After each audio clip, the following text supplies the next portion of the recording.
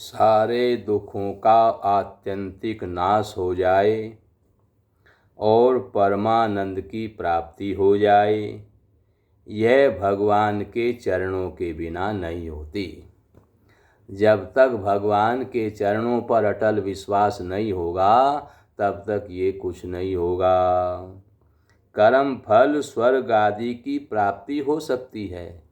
कर्म फल आपने अच्छे कर्म किए, उससे स्वर्ग आदि की प्राप्ति हो सकती है, लेकिन वहाँ दुखों का आत्यंतिक अभाव नहीं होता। वहाँ दुख ज़्यादा से ज़्यादा दुख होते हैं। इसी प्रकार ब्रह्म सायुज्य में जीवों के दुखों का तो आत्यंतिक नाश हो जाता है, पर उन्हें परम प्रेममय परमानंद का भोग नहीं मिलता है। श्री भगवान के चरणों का आश्रय भक्त आनंद समुद्र से उठी हुई आनंद तरंगों का उपभोग करते हैं।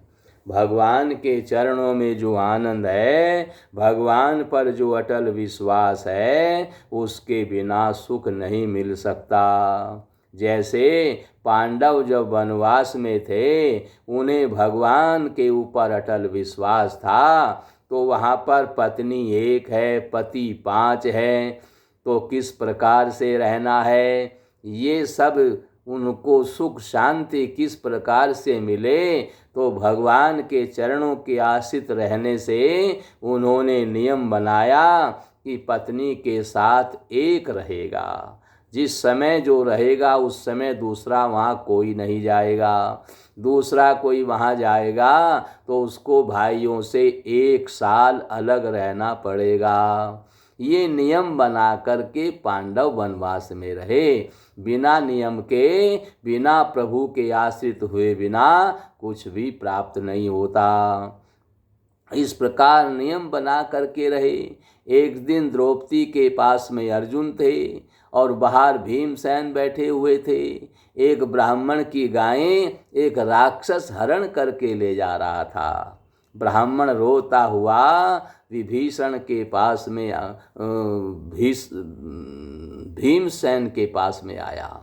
ब्राह्मण रोता हुआ भीमसेन के पास में आया, क्योंकि भीम कुटिया के बाहर बैठे हुए थे। उन्होंने कहा, रे तुम कैसे क्षत्रिय हो, ब्राह्मण की गाय राक्षस हरण करके ले जा रहा है, आप मेरी गाय को छुड़ाइए। तो ब्राह्मण की बात सुनकर के भीम को रोष आया, क्योंकि क्षत्रिय है, क्षत्रियों का कर्तव्य है ब्राह्मण की रक्षा करना, ब्राह्मण की गाय की रक्षा करना, ब्राह्मण के धर्म की रक्षा करना, ये क्षत्रिय का कर्तव्य है। इसलिए भीमसेन खड़े हो गए, लेकिन गदा तो उनकी अंदर कुटिया में रखी हुई है। अब गदा लेने के लिए अंदर जाएं तो वहाँ भाइयों से 1 साल अलग रहना पड़ेगा, और गदा लेने न जाएं तो क्षत्रिय कुल को कलंक लग जाएगा। एक ब्राह्मण की गाय की रक्षा नहीं कर पाए। भीमसेन ने विचार किया कि भाई से 1 साल अलग रह लूँगा तो 1 साल बाद फिर मिलाप हो जाएगा, फिर मिल जाएंगे, लेकिन कुल को एक बार कलंक लग गया तो फिर सदा के लिए लग जाएगा, कभी मिटने वाला नहीं है। इस बात को विचार करके भीमसेन कुटिया के अंदर गदा लेने के लिए गए, तो वहाँ क्या देखा, अर्जुन द्रौपदी के पैर दबा रहा था। अर्जुन को बड़ा पैर दबाते हुए देख करके भीमसेन को हंसी आई। मन में विचार करने लगा, रे अर्जुन वीर होकर के स्त्री के चरण दबा रहा है, लेकिन इस समय ये बात पूछने का नहीं है, अब तो ब्राह्मण की गाय की रक्षा करनी है। इसलिए गदा लेकर के और बाहर आया और राक्षस को मार करके ब्राह्मण की गाय की रक्षा की। ब्राह्मण को ला करके गाय भीमसेन ने दे दी, लेकिन अब विचार किया कि मैं बड़ा हूँ, क्योंकि दृष्टि से छोटे ही तो थे, बोले मैं बड़ा होकर के अर्जुन तो मेरे से छोटा है, मैं ही नियम का पालन नहीं करूँगा तो फिर छोटे भाई कैसे करेंगे। इसलिए मुझे नियम का पालन करना है। तो वो घर छोड़ करके चले गए, भाइयों के पास नहीं गए। रात भर भटकते रहे, दिन भर भटकते रहे। जब सारा दिन व्यतीत हो गया, रात्रि का समय हुआ, तो एक विशाल बड़ का पेड़ था। बस वहाँ जा कर के उसके ऊपर चढ़ कर के एक चौड़ी टहनी थी, उस टहनी के ऊपर भीमसेन लेट गए। अब नींद तो कैसे आए, दिन भर भोजन भी नहीं हुआ, तो बिना भूखे तो उनको नींद नहीं आती। तो खैर लेटे रहे, क्या करें, साल भर तो बिताना ही है। रात भर लेटे रहे। अर्धरात्रि का समय हुआ तो भीमसेन क्या देख रहे हैं कि उस बड़ के पेड़ के नीचे एक झाड़ू लगाने वाले आया, पानी छिड़कने वाले आया सक्का। उसने पानी छिड़का, झाड़ू लगाई। उसके बाद बड़े बड़े सुंदर भव्य दिव्य गलीचे वहाँ बिछा दिए गए। फिर बड़े बड़े सिंहासन लगाए गए। एक सिंहासन बहुत ऊंचा लगाया गया और वहाँ थोड़ी देर में देखा कि सभी देवता लोग आकर के सिंहासन पर बैठ रहे हैं। जब सारे सिंहासन भर गए, सब आकर के बैठ गए, एक ऊंचा सिंहासन अभी खाली है, तो देवताओं ने कहा भैया द्रौपदी अब तक नहीं आई। जैसे ही द्रौपदी का नाम लिया, भीमसेन के रोंगटे खड़े हो गए। यहाँ द्रौपदी क्या करने आ रही है। थोड़ी देर में देखा द्रौपदी अपना खप्पर लिए हुए, चंडी का रूप बनाए हुए वहाँ पर आई। उसको देख करके सभी देवता खड़े हो गए। सबने द्रौपदी को प्रणाम किया और द्रौपदी सबसे ऊंचे सिंहासन पर जा कर के बैठ गई। और द्रौपदी ने कहा यहाँ तो आदमी की खुशबू आ रही है। जैसे द्रौपदी ने कहा, भीमसेन के रोंगटे कांपने लगे कि आदमी तो बस यहाँ मैं ही हूँ और तो सब देवता आए हुए हैं। लेकिन देवताओं ने कहा आजकल आप आदमियों के बीच में रह रही हैं, इसलिए आपको खुशबू आ गई। यहाँ तो पक्षी पर नहीं लगा सकता, फिर यहाँ आदमी कैसे आ सकता है। खैर बात दब गई। द्रौपदी ने कहा अब बताओ क्या कहना है। देवताओं ने कहा कितना काम बाकी हुआ, कितना काम अभी बाकी है, हमें ये बताइए। द्रौपदी ने कहा कि मैंने सारे कौरवों को वश में कर लिया, सारे कौरवों से मेरा खप्पर भर जाएगा और 5 पांडवों से मेरा खप्पर भर जाएगा। पांडवों में से 4 तो मेरे बस में आ गए, बस एक अर्जुन अभी मेरे बस में नहीं आया। जैसे ही कहा, अब भीमसेन समझ गए कि पैर क्यों दबा रहा था अर्जुन, और कहा कि द्रौपदी ने कहा कि अर्जुन भी बस मेरे बस में होने वाला है। जैसे अर्जुन मेरे बस में होगा, मेरा खप्पर भर जाएगा और मैं सभी कौरवों पांडवों का नाश करके आपके यहाँ चली आऊँगी। इतना कह करके सभा समाप्त हो गई और सभी देवता वहाँ से चले गए। द्रौपदी भी चली गई। अर्जुन रात भर विचार करता रहा, अब मुझे क्या करना है। सवेरा हुआ तो बस वहीं बड़ के पेड़ के नीचे उतर करके बैठ गया। कुछ देर बाद पांडव, क्योंकि दिन भर रात भर पांडव भीमसेन को ढूंढते रहे और चारों भाई ढूंढते ढूंढते इसी बड़ के पेड़ के नीचे आ गए और भीमसेन को देख करके बड़े प्रसन्न हुए और कहा भैया कोई बात नहीं, आपने गाय की रक्षा की है, आपने ब्राह्मण की रक्षा की है, आपने सनातन धर्म की रक्षा की है जो क्षत्रियों के लिए उचित है। अब कोई बात नहीं, अब आपकी तो गलती क्षमा है, क्योंकि आपने कुछ गलती की नहीं और आप घर चलिए। भीमसेन ने कहा घर तो चलूँगा, लेकिन द्रौपदी मुझे लेने के लिए आए, मैं तभी जाऊँगा। पांडवों ने कहा द्रौपदी को तो पता ही नहीं था आप यहाँ हैं, वो तो कब की आ गई होती, वो तो इंतजार कर रही है, वो ज़रूर आ जाएगी। तब पांडव द्रौपदी को लेकर के आए।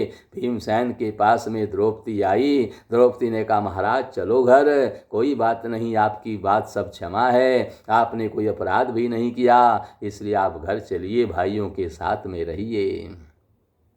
तो हुआ क्या, भीमसेन बोले मैं चलूँगा तो ज़रूर, लेकिन मेरी शर्त है। द्रौपदी ने पूछा क्या शर्त है। बोले आप अगर मेरी शर्त स्वीकार करो, मेरी शर्त को पूरा करो तो मैं बताऊं, वरना मैं नहीं बताऊंगा। द्रौपदी ने कहा मैं तुम्हारी शर्त को जरूर पूरा करूंगी, पक्का पूरा करूंगी, आप जल्दी बताइए। तब भीमसेन ने कहा कि आपने जो है केवल अर्जुन को बख्शा है, लेकिन पांचों पांडवों को बख्श दो, पांचों पांडवों को जीवन दान दे दो तो मैं घर चलूं। द्रौपदी बोली आप कह क्या कह रहे हैं? भीमसेन ने कहा मैं रात्रि में इसी बड़ के पेड़ पर था, अगर पोल खुलवानी है तो बताइए। द्रौपदी समझ गई ये जो आदमी की खुशबू आ रही थी ये इसी की थी, और ज़्यादा बात करूंगी तो पोल खुल जाएगी। द्रौपदी ने कहा कोई बात नहीं, मुझे स्वीकार है, पांचों पांडवों को मैं जीवन दान देती हूँ। तभी भगवान कृष्ण भी वहाँ टपक पड़े, एकदम प्रकट हो गए और बोले छठा नारायण भी है, इसको भी बख्श देना। इसलिए द्रौपदी का खप्पर पूरा नहीं हुआ। ये चंडी थी, पर पांडव भगवान के आश्रय में रहते थे, भगवान के आश्रित रहते थे, इसलिए पांडवों की रक्षा हुई। और पांडव भगवान के भक्त थे, जो भगवान के आश्रय रहता है महाचंडी से भी उसकी रक्षा हो जाती है। इसलिए हमें भगवत आश्रय में रहना चाहिए। भगवान का आशीर्वाद क्या है, भगवान का श्री विग्रह क्या है? दिव्य अनंत आनंद की घनीभूत मूर्ति, क्षुद्र विषय सुख से लेकर ब्रह्मानंद तक सब उस घनीभूत आनंद समुद्र के बिंदु मात्र हैं, बिंदु के कण हैं। ऐसा भगवान की लीला है। भक्तों की उत्कंठा से भगवान अपनी नित्य सिद्ध मूर्ति को प्रकट करके लीला करते हैं, उस लीलाओं को दिखाते हैं, और वो लीला देख करके, सुन करके, श्रवण करके भगवान के भक्त आनंद प्राप्त करते हैं। भगवान की लीलाओं का मनन और श्रवण करने से जो आनंद मिलता है वो भक्त को कहीं से नहीं मिलता है। इसलिए भगवान के चरित्रों को श्रवण करना चाहिए, भगवान की लीलाओं को देखना चाहिए, भगवान के लीला चरित्रों को भी श्रवण करना चाहिए, जिससे आनंद की अनुभूति होती है। जीव अपने दुख की गाथा भगवान के सामने रखना जाने या न जाने, भगवान उसके लिए जो हित है वो स्वयं ही कर देते हैं। केवल हमें उनके आश्रित होना है, उनके चरणों का आश्रय लेना है, फिर हम अपनी बात वहाँ रख पाएं या ना रख पाएं, ये तो संसारी लोग हैं। हम अपनी बात ठीक से ना रख पाएं तो उसका उल्टा अर्थ लगा देते हैं, पर भगवान तो हमारा भाव समझ लेते हैं। हम किसी भी प्रकार से भगवान को सामने अपनी बात रख पाएं या ना रख पाएं, वो हमारे भाव से ही जान लेते हैं कि मैं क्या चाहता हूँ। इसलिए भगवान हमें स्वयं अपना काम करते रहते हैं।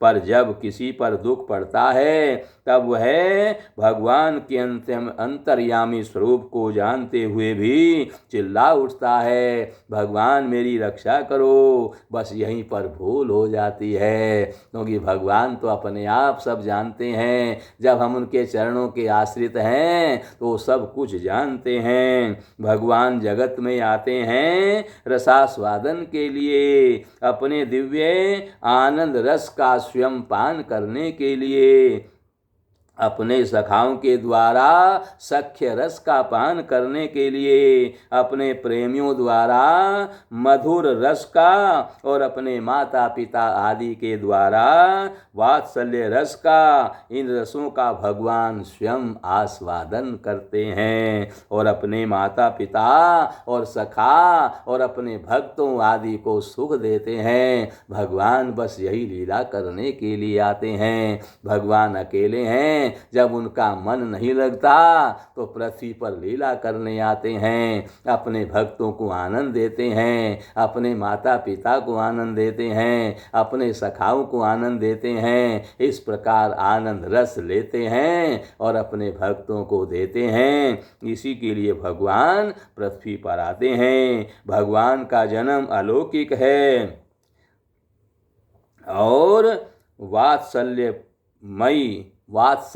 प्रेममयी कौशल्या या देवकी यशोदा को इस प्रकार की प्रतीति होती है कि मेरे पेट में बालक है, और बालक भगवान ऐसी प्रतीति करा देते हैं उनको आनंद रस देने के लिए, पर वो किसी के गर्भ में आते नहीं हैं, वो तो प्रकट होते हैं, पर उनको ऐसी प्रतीति होती है कि मेरे पेट में बालक है, तथा गर्भ के सब लक्षण भी देखते हैं, पर वास्तव में भगवान न तो जीव की भांति गर्भस्थ होते हैं और न माता के खाए हुए अन्न से उनका शरीर बनता है। जो गर्भस्थ होता है तथा माता पिता के खाए हुए अन्न से उसका शरीर बनता है, वह अविनाशी नहीं होता, न दिव्य ही होता है, क्योंकि जिस अन्न से उसका शरीर बनता है वही उसका भी नाश हो जाता है। वो सवेरे बनाया जाता है, शाम को सड़ जाता है। ऐसे अन्न से भगवान का शरीर कैसे पुष्ट हो सकता है, क्योंकि वो तो अविनाशी हैं, उनका कभी नाश नहीं होता। हमारे जैसे साधारण पुरुषों का उस अन्न से शरीर पुष्ट होता है, इसलिए हमारा शरीर नित्य नहीं है। पर भगवान का शरीर तो सच्चिदानंद स्वरूप है, भगवान ही है। अंतर्यामी रूप में भगवान सबके हृदय में निवास करते हैं, पर प्रेमियों के हृदय में वे प्रेम के संबंध रूप से रहते हैं। जैसे वात्सल्य भाव वाले हृदय में पुत्र रूप में, माधुर्य भाव वाले के प्रियतम रूप में, और सखा भाव वाले के लिए सखा रूप में भगवान रहते हैं। भगवान के दिव्य मंगलमय स्वरूप का दर्शन किसी को होना न होना यह भगवान की इच्छा पर निर्भर है। भगवान की इच्छा होगी तो उनका दर्शन होगा, भगवान की इच्छा नहीं होगी तो उनका दर्शन नहीं होगा। मनु और शत्रुपा ने जब तप किया, उनके तप से भगवान प्रसन्न हो गए, तो आकाशवाणी से कहा, वरम ब्रूहि, बेटा वर मांगो। तो मनु और शत्रुपा ने कहा, हमें आपके दर्शन की इच्छा है। तो आकाशवाणी में भगवान ने कहा, इस जन्म में तुम्हें मेरा दर्शन नहीं हो सकता, इस समय मैं आपको दर्शन नहीं दूंगा, लेकिन आपने तपस्या की है, बाकी आपकी इच्छा पूरी करूंगा। तब मनु शत्रुपा ने कहा, तो आप हमें हमारे पुत्र बन करके आइए। भगवान ने कहा, तो उन्होंने कहा कि हमें आपके जैसा पुत्र चाहिए। मनु शत्रुपा ने कहा कि हमें आपके जैसा पुत्र चाहिए। तो भगवान ने कहा, मेरे जैसा कोई नहीं है, मैं अकेला एक पीस हूँ, दूसरा कोई मेरे जैसा है नहीं, और मेरे जैसा कोई है नहीं, तो फिर मैं कहाँ से आपका पुत्र बनूं? आपने मेरे जैसा मांगा है, मेरे जैसा कोई है नहीं, तो मैं ही तुम्हारे यहाँ पुत्र बन कर के आऊँगा, और तुमने जो मांगा मेरे जैसा, वो इच्छा मैं तुम्हारी पूरी नहीं कर सकता। और जो कह दे देने के लिए और इच्छा पूरी ना कर सके, तो बोले तिगुनी वस्तु देनी चाहिए। अब मैं तुम्हारी इच्छा जो तुमने मांगा वो तो पूरी नहीं कर सकता, क्योंकि मेरे जैसा कोई नहीं है, इसलिए 3 बार मैं तुम्हारा बेटा बन करके आऊँगा। इस प्रकार भगवान लीला करते हैं। 3 बार इनके बेटा बन करके आए, पृथ्वी पर लीला करी, भक्तों को आनंद दिया, सखाओं को आनंद दिया, माता पिता को आनंद दिया, और आनंद रस में सबको सराबोर कर दिया। मनुष्य भगवान की इच्छा है तो ही हो दर्शन होगा, भगवान की इच्छा नहीं है तो दर्शन नहीं होगा। मनुष्य भगवान को देखकर भी अपनी बहिर्मूर्खता के कारण विपरीत भाव को प्राप्त होता है, और भगवान के माधुर्य को देख नहीं पाता है। प्रेमी भक्तों में भी प्रेम के तारतम्य के अनुसार आनंद आस्वादन में भेद होता है। श्री कृष्ण का प्रेम का यह स्वभाव है कि भक्त अपने को भूल जाता है, पर श्री कृष्ण के साथ अपना क्या संबंध है और उनकी सेवा क्या है। जब तक और उनकी सेवा कैसे करनी है वह सब कभी नहीं भूलता है। भगवान को देखने की, पाने की वासना कामना जिनके मन में जागृत हो जाए, वहाँ कोई बंधन नहीं रहता है। वहाँ बंधन कैसे रह सकता है? बंधन तभी तक है जब तक हमारे मन में जगत के भोगों की वासना है। जब जगत के भोगों की वासना नहीं रही तो फिर वहाँ कोई बंधन रह ही नहीं जाता। दो प्रकार के संसार में लोग होते हैं, दीन और अधीन। दीन, अधिक लोग दीन हैं, दीन आत्मा हैं। यह चाहिए, यह चाहिए, वह चाहिए, इस बात की कमी है, उस चीज की कमी है, उसकी कमी, अर्थात वे जीवन भर अभाव का ही अनुभव करते रहते हैं। उनकी कमी है और अर्थात वे जीवन भर अनुभाव के अनुभव ही करते रहते हैं। उनके जीवन में हमेशा कोई न कोई कमी ही रहती है। और जो कामना वाले हैं, जिनके मन में तृष्णा है, जो सदा भाव का अनुभव करते हैं, वे दीन हैं, वे सदा दुखी रहते हैं। दूसरी श्रेणी के लोग अधीन हैं, जिनको कभी किसी वस्तु की अपेक्षा नहीं रहती। ऐसे अधीन वे हैं जो सदा भगवान के भाव में ही तन्मय रहते हैं, जिन्हें कभी भी अभाव का बोध होता नहीं है। जो भगवान ने दे दिया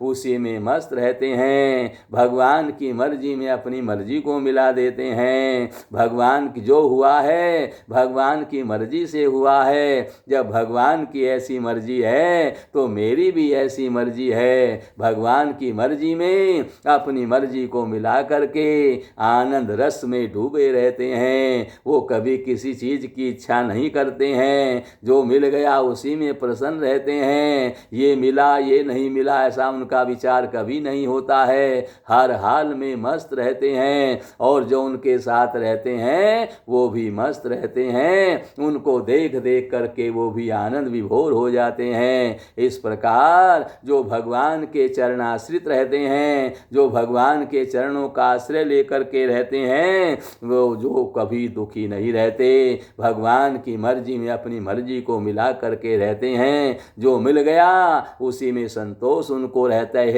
है। वो सदा संतोषी, सदा संतोषी, सदा सुखी रहता है। जिसको संतोष है वो सुखी रहता है। अंग्रेजी में भी कहा गया है, कॉन्टेंटमेंट इज हैप्पीनेस।